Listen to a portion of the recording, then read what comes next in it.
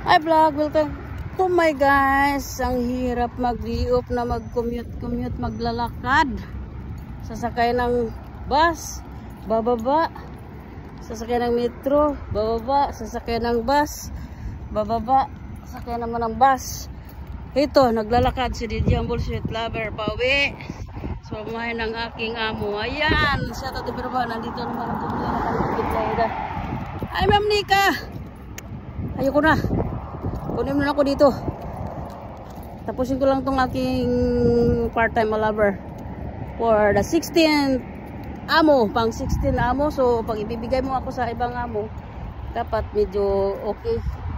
Pero okay lang, mag-book in na lang ako, ma'am. Wala problema.